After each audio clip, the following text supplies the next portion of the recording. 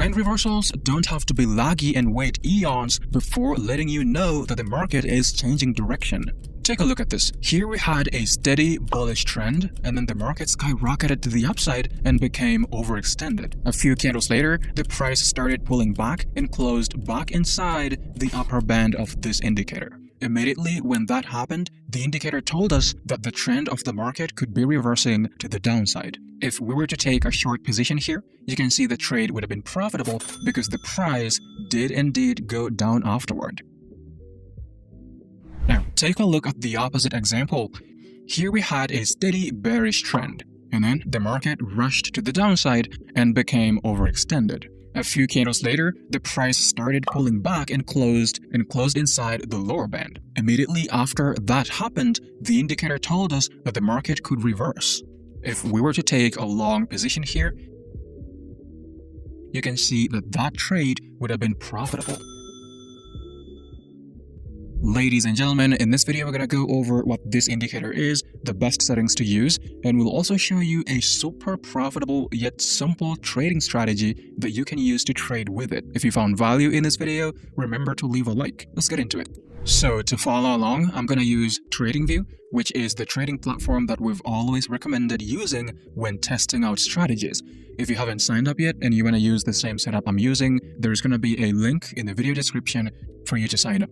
Once you've done that, you want to open the 15-minute time frame of GBP/JPY, but remember, this strategy can actually work on any trading security and on any time frame. After that, click on indicators and type in liquid reversal bands, and you want to select this one by uptrend. Once added, this is how it's going to look. Now, I know you may be thinking, but what exactly is this indicator? Well, ladies and gentlemen, this is the liquid reversal bands indicator by uptrend. It's designed to identify trend reversals with almost zero lag using adaptive envelopes. You know, these upper and lower bands, which are powered by 4 volatility sources. It triggers signals that tell you when the price is about to reverse to the downside after an uptrend or to reverse to the upside after a downtrend. Now, to ensure that these signals are reliable, the system uses a close crossing logic, which means it only triggers once the price confirms a return into the envelope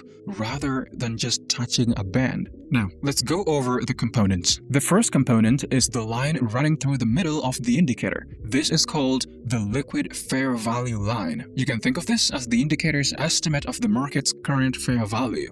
When the price is close to this line, it's trading near its recent average, but when the price moves far above or below it, then the market may be becoming overextended. The liquid fair value line is created by combining 2 types of moving averages, an EMA and an ALMA. The EMA gives the line smooth and stable movement, while the ALMA helps reduce some of the delay that normal moving averages usually have. The result is a center line that aims to respond to real trend changes without reacting too strongly to every single little spike. You'll also notice that the fair value line changes color. Its color is based on the direction and the strength of the trend. When the line is rising, it changes toward its bullish color. When it's falling, it changes toward its bearish color. A stronger color means the slope is more clearly moving in that direction. When the line becomes less intense and starts changing color, the current trend may be losing strength. The next components are the primary upper and lower bands. These create the main envelope around the fair value line. The upper band can act as dynamic resistance, while the lower band can act as dynamic support. However, these are not fixed levels. They expand and contract as the market's volatility changes. During high volatility, the bands move further away from the center line, but during quieter conditions, they become narrower and narrower. This stops the indicator from treating normal movement during a volatile session as extreme. What makes these bands different from any other channel indicators is that their width is not based on only one measurement. This script combines 4 different volatility readings. These include the standard deviation of price from fair value, the ATR, the average absolute deviation, and the average energy of each candle's range. These 4 measurements are blended and smoothed into one band width. Because of that, the bands can respond to different types of volatility conditions without suddenly expanding just because of one unusual candle. You may also see a second set of bands outside the main envelope. These are called the outer bands. The outer bands identify more extreme price extensions.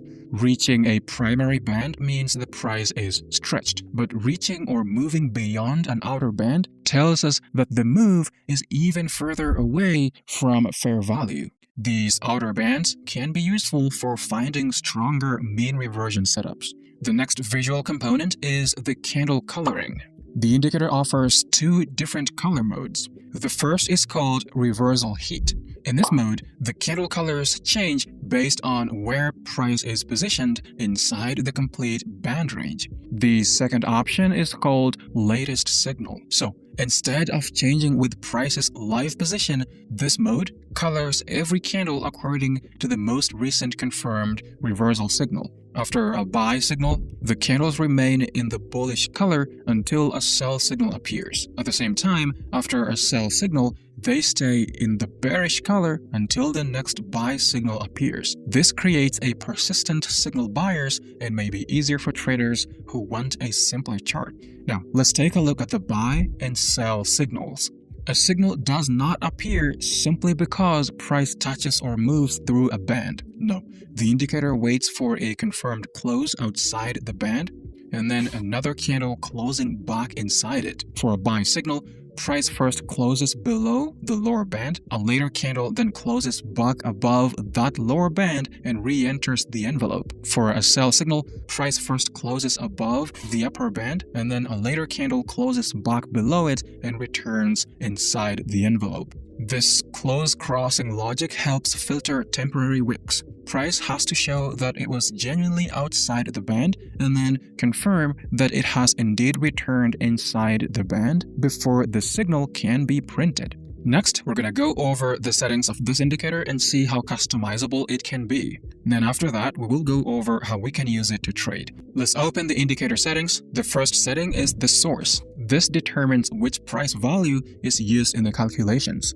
The default is the closing price, and I'm going to leave it there. Next, we have fair value length. This controls the lookback used for the EMA and ALMA that create the liquid fair value centerline. A smaller value makes the centerline react faster to price changes. A larger value creates a smoother and slower line that focuses on the broader trend.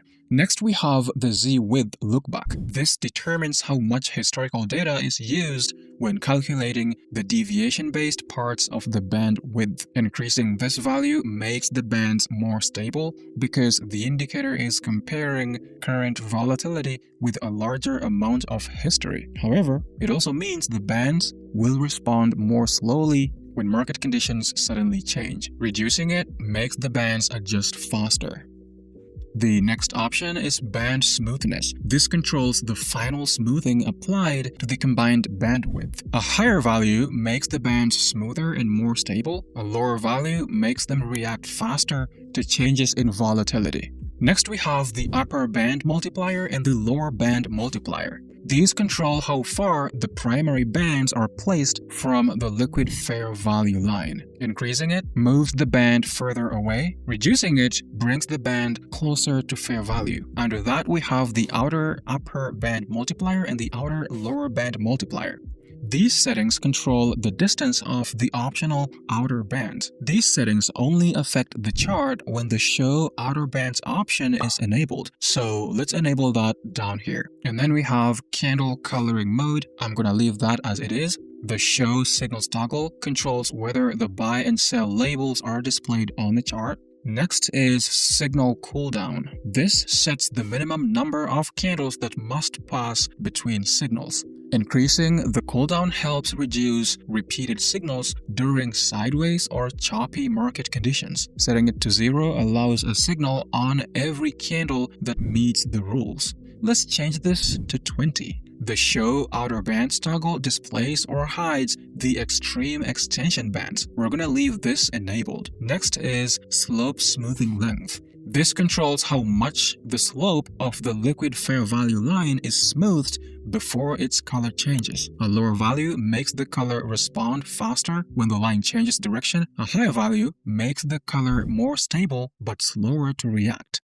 The final input is Slope Color Sensitivity. This determines how quickly the fair value line reaches its strongest bullish or bearish color. I'm going to leave both slope settings at their default values. Once you're finished with the settings, click OK so we can go over how to trade with this indicator. Now, for this strategy, we're going to add another indicator to help us identify divergences. On the Indicator Search tab, type in RSI Divergence Indicator and select this one. Once added, you'll see it prints instances on the market where you have bullish and bearish divergences. A bullish divergence is when an indicator like the RSI creates higher lows while the price is creating lower lows, like here. A bearish divergence is the opposite. The RSI oscillator is creating lower highs while the price is creating higher highs, like here. Now, for a short position, we do the opposite.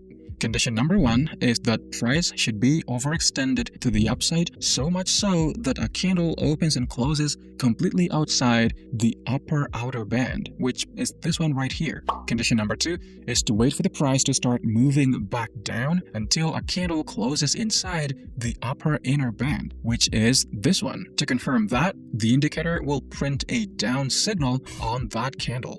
Once you have the down signal, look at the chart manually and identify a bearish divergence between price and the RSI. As you can see here, this is our bearish divergence. The divergence should form before the down signal appears. It can form 1 candle earlier, 2 candles earlier, or up to a maximum of 3 candles before the down signal. Once all the conditions are met, you take a short position. Place your stop loss above the most recent swing high. For the take profit, you can target 1.5 times the risk, or you can even use the lower inner band, which is this one, as your target. Letting the trade run.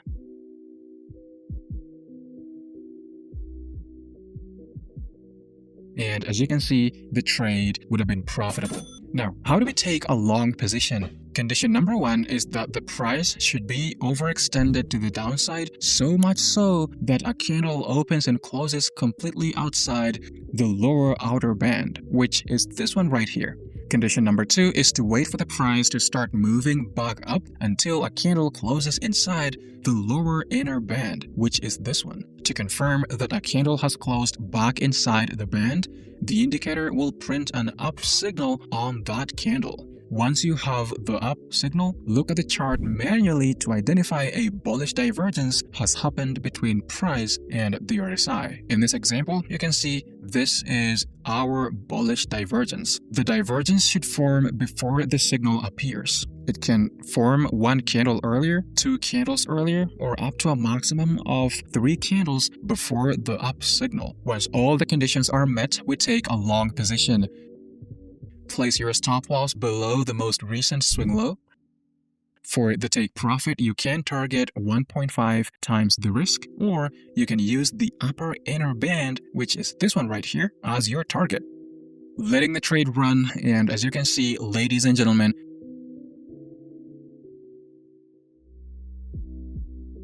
the trade would have been profitable. Ladies and gentlemen, this is not financial advice. Everything in this video is for educational purposes only. Test the indicator on your selected market and time frame and use proper risk management, and never assume that a reversal signal guarantees the market will turn. If you found value in this video, remember to leave a like. And if you want to see more indicator breakdowns just like this one, consider subscribing to stay tuned. Thanks for watching. See you next time.